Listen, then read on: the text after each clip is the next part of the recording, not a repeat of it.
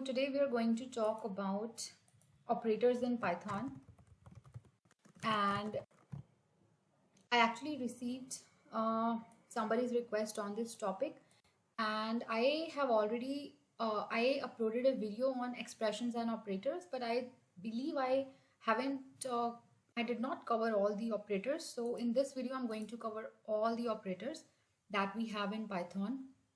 So basically we have total of 7 operators in Python, and I'm actually going to create sort of like a series here and on operators, because it's going to be very difficult to cover all the operators in one video, right? It's gonna be very long and it will be hard for you to understand as well. So we have arithmetic operators, and then we have assignment operators. We also have comparison operators. Then we have logical operator. We do have bitwise operator. Then we have identity operator, and the last one is membership operators. Okay, so these are 7 types of operators in Python, and in this video lecture I'm going to focus on the first 3 operators: arithmetic, assignment, and comparison operators. Then in the next video I'll explain logical and bitwise operators with example, because bitwise operator can be a little confusing, a little complex. And in the last video I'll explain identity and membership operators in this series, last video of this series, and if I feel the need I'll create more videos in the series. Okay, and you'll understand why I have to create a different series, because it is a that kind of topic. So let's focus on these 3 first: arithmetic, assignment, and comparison operators, starting with arithmetic operators. Okay, so first we are going to talk about arithmetic operators, and as the name suggests, arithmetic operators are used to perform arithmetic operations. Okay, and I also want to tell you that if you wanna skip the video and go to a specific operator or specific topic, you can check the description. I have created a few chapters there, so you can easily just go to that specific operator that you are more interested in. So anyway, let's start with arithmetic operators. So arithmetic operators are used to perform common mathematical operations. Okay, these can be addition operation. Okay, and for addition we use plus sign, right? It can be subtraction, we use minus. Then we also have multiplication. For that we use the star. Okay, and then division is performed using this forward slash. And then we also have floor division, which is double forward slash. And then we have modulus, which is represented by percentage. And finally we have exponentiation, which is represented using double star.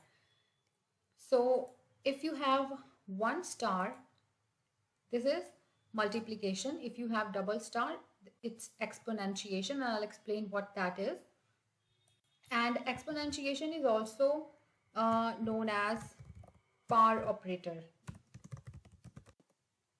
Okay, so that, and then these 3, division, floor, and modulus, they almost look the same, but they produce different results. Okay, so we'll talk about these operators one by one, and I know some of these are very simple ones, but so addition and subtraction you already know. If you want to add 2 numbers, 2 plus 3, right? Similarly, if you want to subtract two numbers, you can do 2 minus 3 or 3 minus 2. And if you want to multiply them, 3 star 2. Okay, these are the simplest operations. Now let's talk about division, floor division, and modulus. Okay, when it comes to this operator, division operator returns quotient value. So for example, you want to divide 4 by 2. How does it work? This is how we write usually, right? So we have 2 here, we have 4 here. This is 2, 1. Oh, I'm sorry. This will be 2, 2, 4, and this is 0. Okay. Now what happens is, when you use the division operator, the answer is the quotient. So it's going to return the quotient. Okay. And in floor division also returns quotient. Okay. Both these division and floor division both will return quotient. Now what is the difference? If you are using division, the answer would always be float point value. Okay, and if you want that the answer should be integer and the float point value, float number should be ignored, whether it is there or not, you should use floor division. Okay, so let me give you an example. So if I say 4 divided by 2, the answer would be 2.0. If I say 4 floor division 2, the answer would be 2.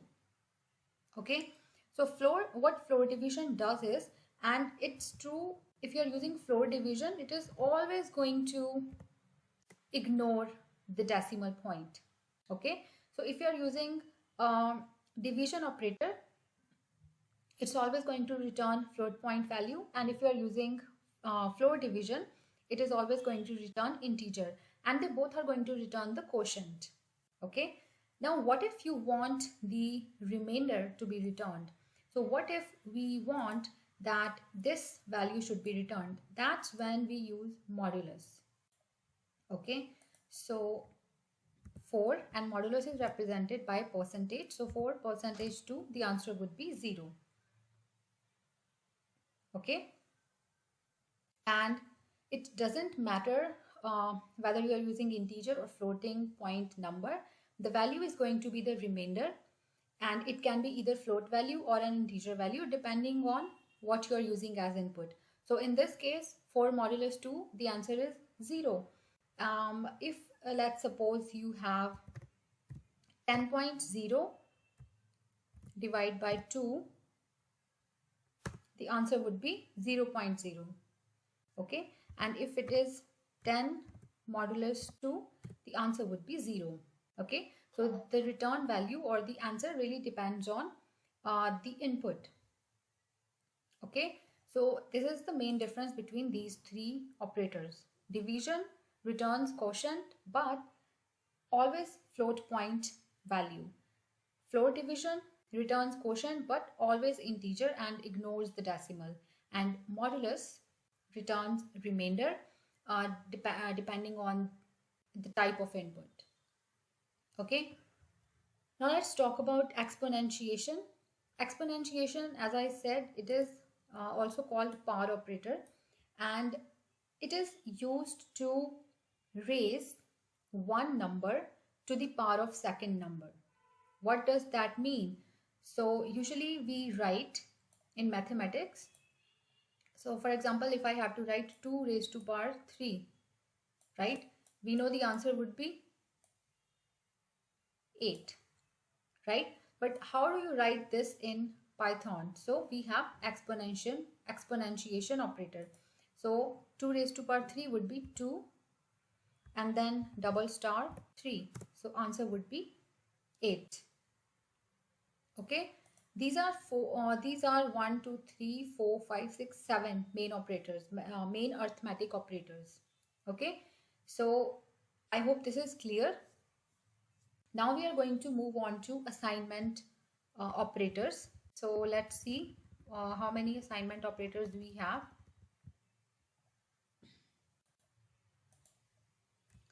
So assignment operators. Now, as the name suggests, assignment meaning you are assigning a value, you're assigning something, right? So there are two main operators when it comes to assignment or assigning values. The first one that we have is simple operator, right? And then we have composite operator. Okay, what is the simple operator? Obviously everybody knows it. Equal to, the simplest one. So if I want to assign a value to a variable, I can just have a variable equal to 2. So the value will be assigned, this 2 will be assigned to x variable, the simplest one. Okay, in the composite assignment operator, what happens is there are two functions. So a function is performed and then the value is assigned. Okay, so for composite operator, you perform an operation first, then you assign the value. So the operation comes first and then the assignment. Okay, for example, I'll give you an example here first. So let's suppose you have a variable x with value 2. Now you may want to add something. So here we have simple assignment operator, x equals to 2, right? Now you want to add something to this value. Okay, suppose I want to add 7. So one way of doing it is x equals to x plus 7. What happens here is 7 plus 2, 7 and 2 will be added and then final value will be assigned to x, right? So x, value of x will be 9. Another way of doing this same thing is I have this x equals to x plus 7. I'm gonna write it again. You can shorten it. What you're supposed to do, you will take these two things here. So first x plus, so we are adding the value and then we are assigning. Okay, so this is like add and assign. Just remember this operation plus assignment. Okay, so x plus equals to, that is it, 7. So value of x will be added. This is how it works. Value of x will be added, right? X plus 7 and then the assignment will be performed, right? So we have operation plus assignment. So that is, just a minute, this is how it's going to be. So we have operation, that is plus, and assignment equal to. Similarly, we have operation, could be subtraction, and then assignment, minus equals to. Similarly, we will have multiplication, division, floor division, modulus, exponentiation, and this operator even actually it actually works with bitwise operators as well. We'll talk about bitwise operators in the coming video, but this operation even works with it. So this is one of the bitwise operators. So perform the operation and then assign the value. Then another one we have is this one. So perform the operation, assign the value. Then we also have this one. So this. Okay, and we'll talk about these in the coming video. But this is how this composite assignment operator works. And now let me show you here how it works. So as I said, let's suppose we have x equals to 2. So one way of doing it is x equals to x plus 7. What we're gonna do is use composite operator. So x plus 7 equal to. Okay, so perform the operation first, addition first, and then assign the value to the given variable in the expression. Okay, now value of x will be 9. This is how composite operators work, and you can replace this plus equal to with many other operators and perform the function the same way. Okay. Now let's move on to another operator, and that is comparison operator.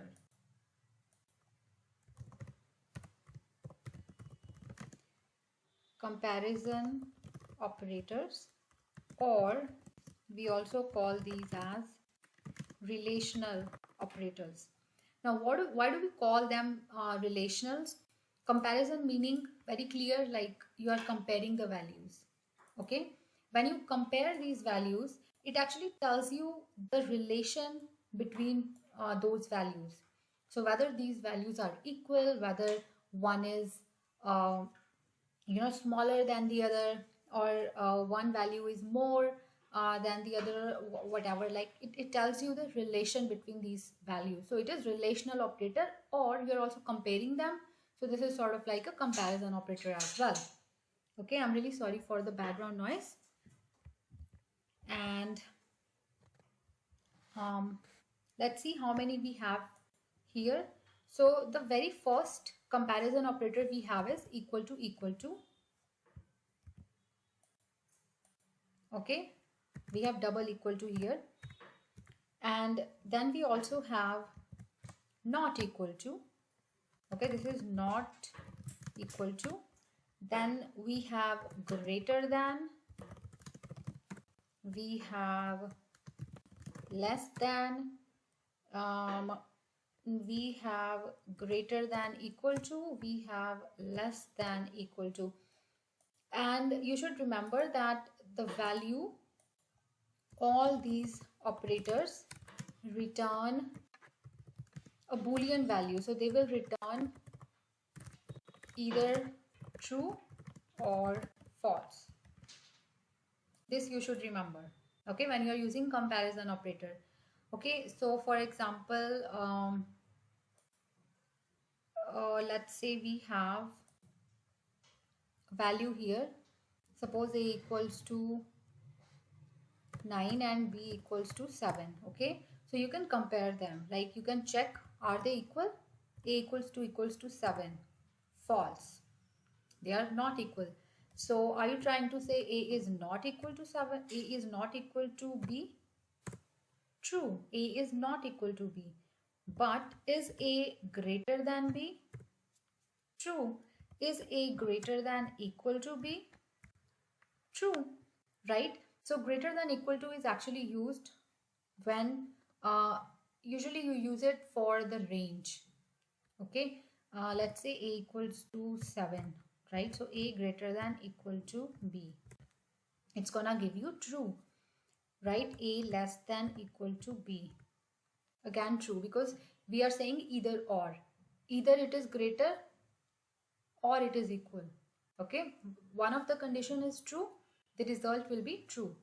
So this is how comparison operators work, and you can use like any operator that you want to use, right? And I hope this is clear to everyone. Now I want to talk to you about three main points, that three main difference actually between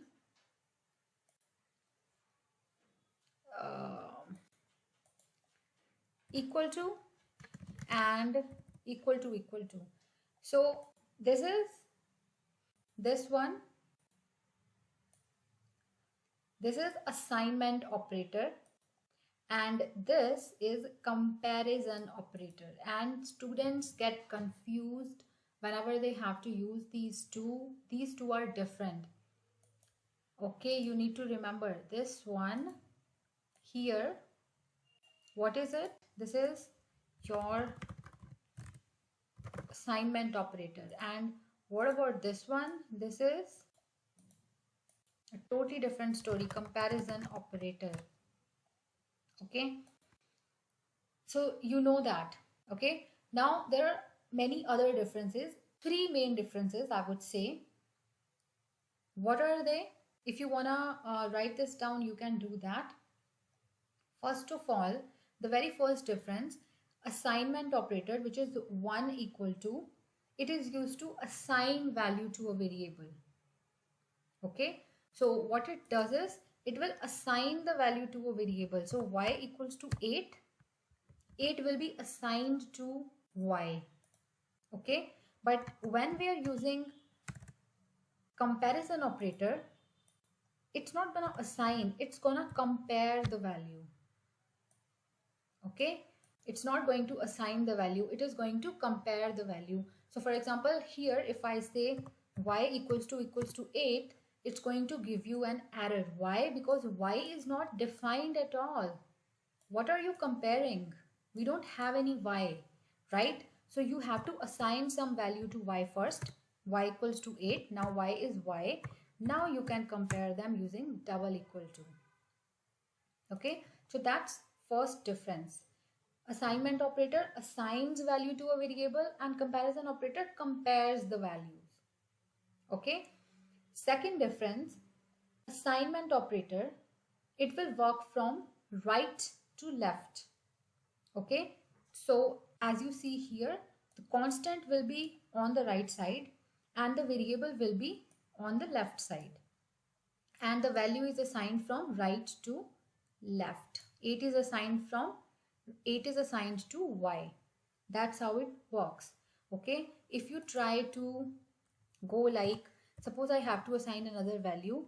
So if I say constant will be on the left and variable will be on the right, it's going to give you an error because it has a specific order.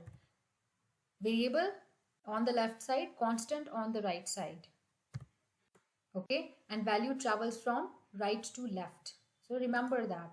Okay, but when it comes to comparison operator, you can change the positions. There is no problem in that. You can write y equals to 8. You can write 8 equals to y. So for example, here y is 9. If I have to compare, I can write y equals to 9. I can also write 9 equals to y. Okay, you can change the position when you are dealing with comparison operator. The same is not allowed in assignment operator. Okay, third difference, when you are using assignment operator, there two constants are not allowed. Okay, this is variable, this is constant, done. You can't have 8 equals to 8. Okay, that is not allowed. Two constants are not allowed. So 8 equals to 8 is going to give you an error.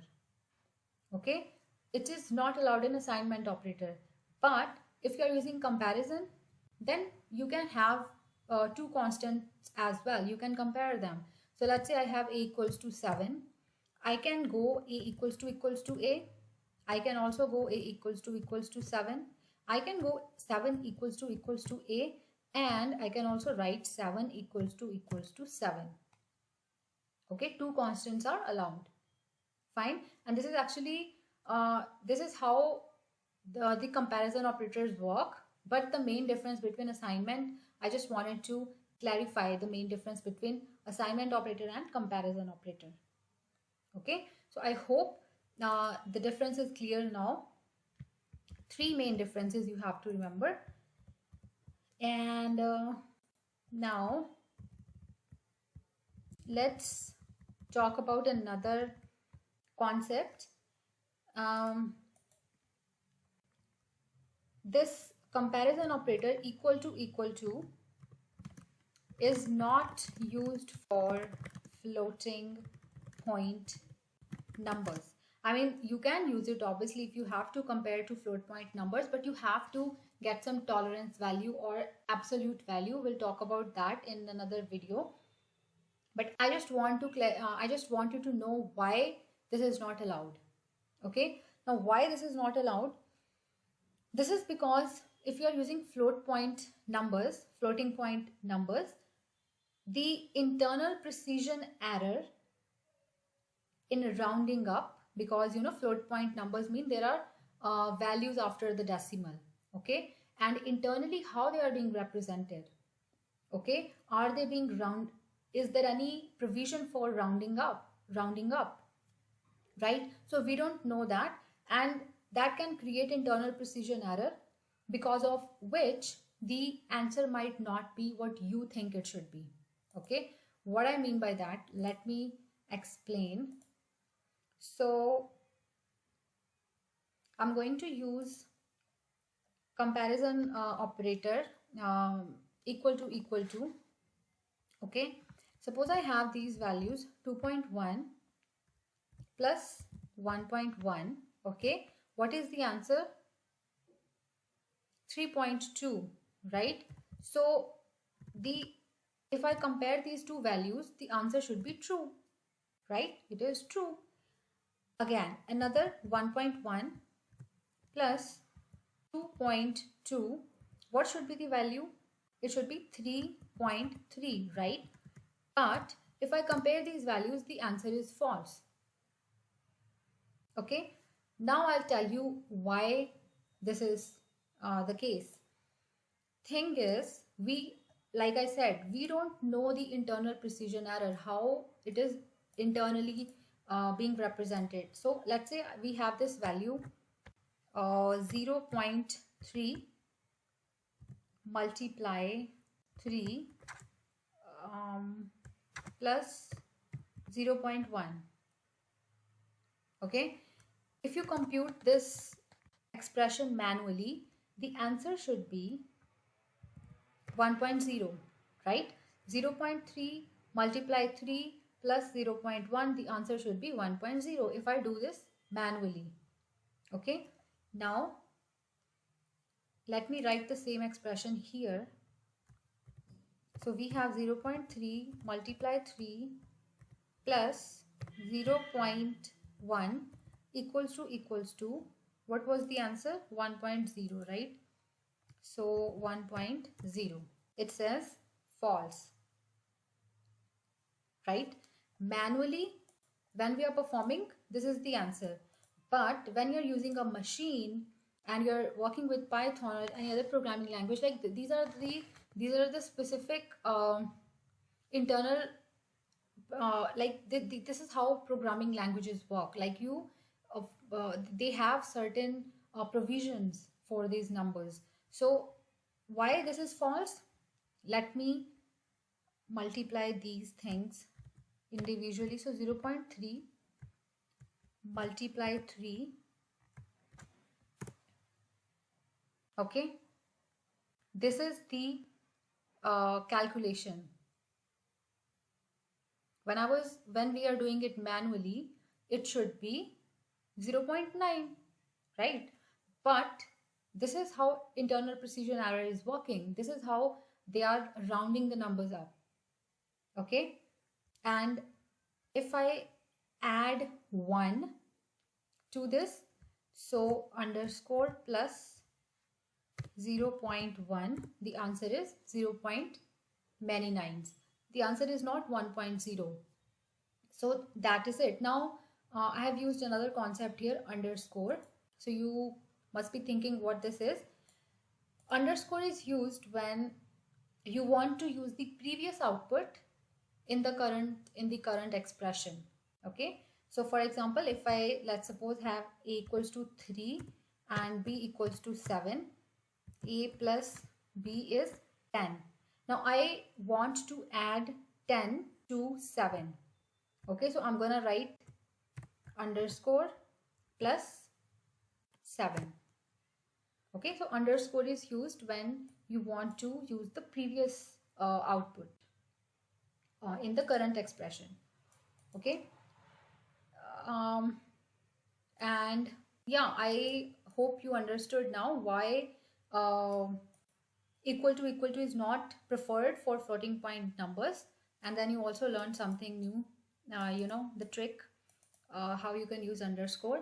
So this is it for today, and I'll see you in the next video lecture with the we'll talk about logical and bitwise operators with a few other examples. If you have any doubts, feel free to post them in the comments. I'll see you in the next video. Till then, take care.